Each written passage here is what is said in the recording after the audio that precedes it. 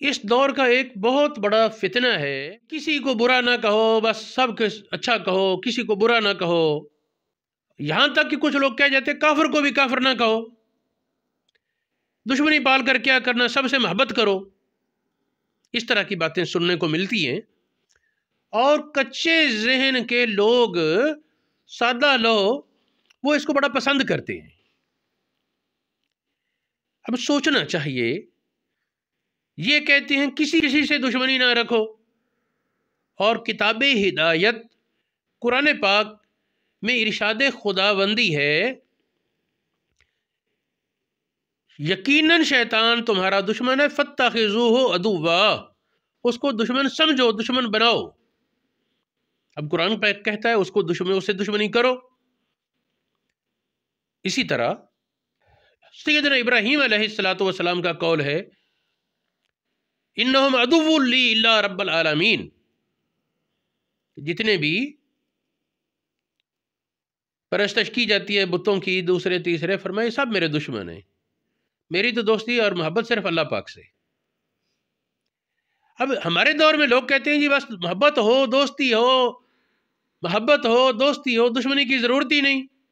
یہ سوچ غلط ہے، ملت ابراہیمی سے انحراف ہے، کیونکہ قانون یہ ہے کہ دوست کے دشمن سے اگر دشمنی نہ رکھی تو پھر دوستی کا وعدہ جھوٹ ہے، دوستی کا دعویٰ غلط ہے۔ ایک طرف کہیں فلاں دوست ہے، فلاں سے دوستی ہے، محبت ہے، پھر اس کے دشمن سے محبت اور دوستی رکھی جائے، بھئی یوں سمجھنا کہ اللہ پاک سے محبت کا دعویٰ ہے، رسول اللہ سے محبت کا دعویٰ ہے، اور جو اللہ اور رسول کے دشمن ہیں ان سے بھی دوستی اور محبت ہے۔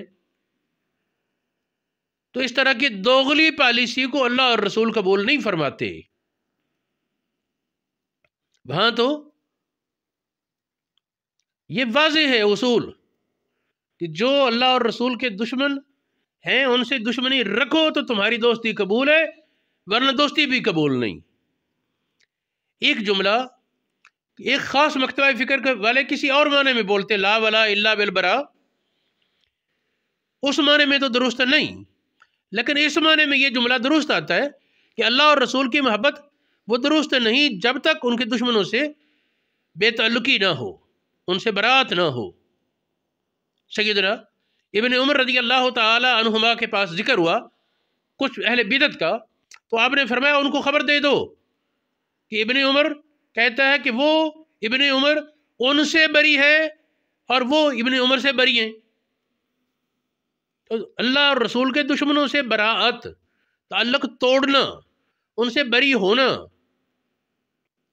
تو یہ کب ہوگا؟ جب ان سے نفرت اور دشمنی ہوگی۔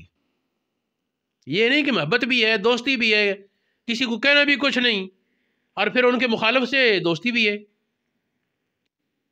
قرآن پاک کہتا ہے یہود و نصارہ کو دوست نہ بناؤ، جو ان کو دوست میں ان میں سے، من یتولہم منکم فانہ منہم، جو ان کو دوست بنائے گا وہ ان میں سے۔ تو یہ جو قانون بنا لیا لوگوں نے کہ کسی کو بھی برا نہ کہو، یہ غلط ہے۔ کافر کو کافر کہا جائے گا، برے کو برا کہا جائے گا۔ رہی یہ بات تم ان کو کہو وہ تمہیں کہتے رہے، ہم اپنی آپ کو سلامت رکھنے کے لیے دین کی عمارت میں تو نقب نہیں لگوا سکتے۔ ہمیں کوئی کچھ نہ کہے، دین کا بیڑا غرق ہوتا ہے ہو جائے، یوں نہیں۔ دیکھیں کلمہ طیبہ میں نفی پہلے ہے، اس بات بعد میں۔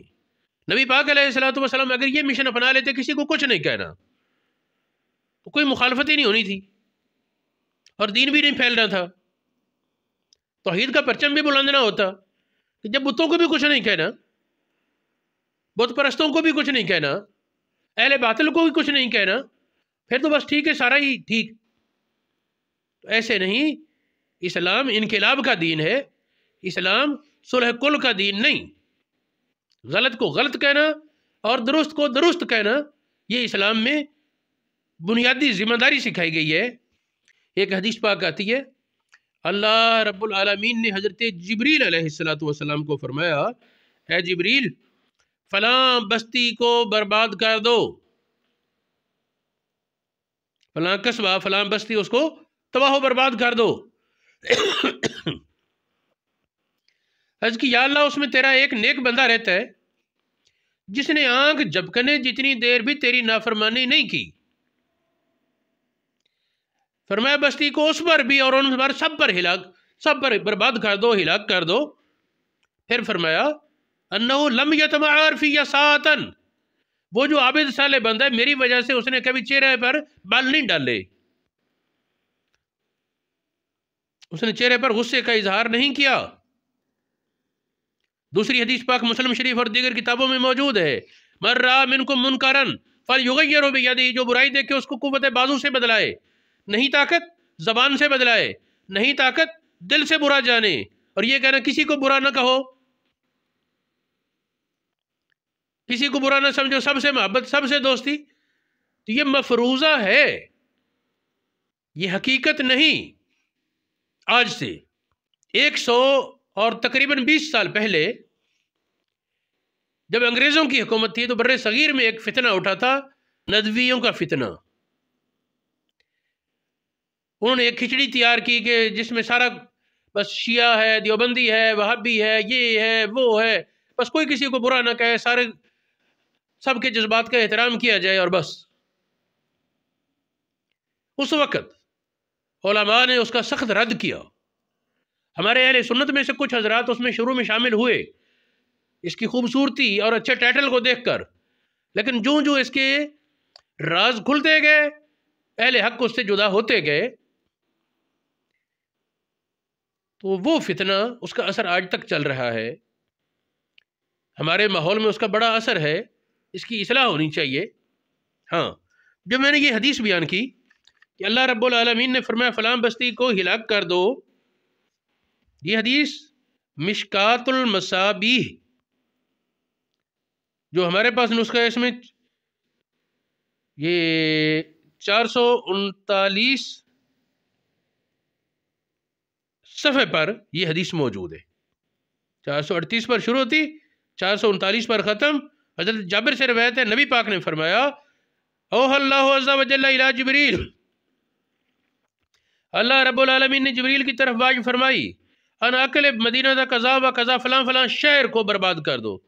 میں نے ترجمہ میں بستی کہا، یہاں شہر کا لفظ ہے اس حدیث میں.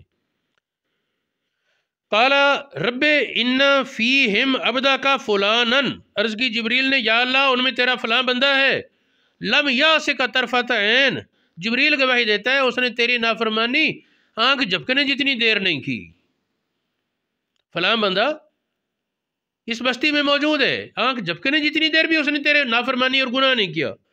فرمایا اقلبھا علیہ وعلیہم، اس پر بھی اور ان پر سب پر بستی کو الٹا دو، شہر کو برباد کر دو.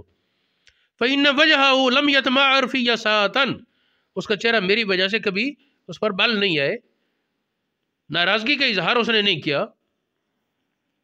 مسند احمد بن حنبل میں ایک اور حدیث ہے، حضرت براء بن عازب رضی اللہ تعالیٰ عنہ فرماتے ہیں ان اوسک اور الایمان، ایمان کی دستیوں میں سے، ایمان کی مٹھیوں میں سے سب سے مضبوط اور طاقتور مٹھی کیا ہے؟ ان تحب للہ و تبغض للہ، کہ جس سے محبت کر اللہ کے لیے، جس سے نفرت کر اللہ کے لیے. اگر قرآن پاک میں اشداء علی الکفار بھی تو ہے نا، اب یہ کہنا کسی بھی دشمنی ہے ہی نہیں. قرآن پاک کہتے ہیں وَلْيَجِدُوا فِيكُمْ غِلْظَةً، کافر تم میں سختی پائیں. یا ایھا النبی جاہد الکفار والمنافقین، کافروں اور منافقوں سے جہاد. اور یہ کہنا کسی کو کچھ کہہ رہے نہیں، سب سے دوستی، سب سے محبت، تو یہ سوچ قرآن و حدیث کی وہ تعلیمات کے خلاف ہے. مشکات المصابیح میں ایک اور حدیث ہے صفحہ 427 پر، ابو رزین سے اس حدیث میں فرمایا احبا فی اللہ و ابغض فی اللہ، جس سے محبت کر اللہ کے لیے، جس سے نفرت کر اللہ کے لیے. اور صحابی ہیں، حضرت ابو ذر رضی اللہ تعالیٰ عنہ کے چوتھے صحابی آ گئے، ان سے بھی یہ حدیث ہے. ابو ذر کہتے ہیں نبی پاک نے فرمایا کہ اعمال میں سب سے زیادہ پسندیدہ عمل اللہ تعالیٰ کی طرف والحب فی اللہ والبغض فی اللہ، اللہ کے لیے محبت اور اللہ پاک کے لیے نفرت ہے. یہ مسند احمد بن حنبل میں اور سنن ابو داود میں اور مشکات شریف میں یہ حدیث موجود ہے. حضرت ابو امامہ رضی اللہ تعالی عنہ سے مرفوعاً روایت ہے، فرمایا کہ جو اللہ کے لیے محبت کرے اللہ کے لیے نفرت کرے، جس سے محبت کرے اللہ کے لیے، جس سے نفرت کرے اللہ کے لیے، جس کو کچھ دے اللہ کے لیے، جس سے کچھ روکے اللہ کے لیے۔ 4 کاموں کے بعد فرمایا فقد استکمل الایمان، اس نے ایمان کو کامل کر لیا۔ بیوی بچوں کو دے، والدین کو دے، ضرورت مندوں کو دے، دوست احباب میں دے، جہاد فنڈ میں دے، مسجد کے لیے دے، مدرسے کے لیے دے، جہاں بھی صرف کرے رقم اللہ کی رضا کے لیے، اور جہاں نہ خرچ کرے وہ بھی اللہ کی رضا کے لیے۔ 4 شرطیں پوری کرے، فرمایا فقد استکمل الایمان، اس نے اپنے ایمان کو پورا کر لیا۔ سنن ابو داؤد شریف میں اس حدیث کی سند حسن ہے، قابل اعتماد ہے، اس کی حدیث نمبر ہے 4681۔ طبرانی کبیر میں یہ حدیث موجود ہے، مصابیح السنت میں ہے، مشکات المصابیح میں ہے، کنز العمال میں ہے۔ اس طرح ترمذی شریف میں یہ حدیث حضرت معاذ بن انس سے روایت ہے، معاذ بن انس جوہانی سے۔ اس طرح مصنف ابن ابی شیبہ میں یہ ابو امامہ سے موقوف روایت ہے۔ حاصل یہ ہے کہ جس کو جانے کہ یہ اللہ اور رسول کا نافرمان یا دشمن ہے، اس سے قطع تعلق کرنا، اس سے نفرت رکھنا، یہ مامور بہا ہے، یہ ضروری چیز ہے۔ آخر وہ حدیث جس میں ذکر ہوا تھا کہ بنی اسرائیل گناہوں میں گر گئے، ان کے علماء نے روکا، اس کے باوجود جب وہ نہ رکے، روکنے کے باوجود وہ لوگ باز نہ آئے، علماء نے ان کو گناہوں پر دیکھا، پھر ان کے ساتھ پہلے کی طرح اٹھنا بیٹھنا، مل کر کھانا، مل کر پینا جاری رکھا، تو جب ان پر لعنت ہوئی سب پر ہوئی، جب گناہ کرنے والوں پر تو ان سے تعلق نہ توڑنے والوں پر بھی۔ تو بات وہی حق آتی، لا ولا الا بالبراء، اللہ اور رسول سے محبت ان کے دشمنوں سے تعلق توڑے بغیر ممکن نہیں۔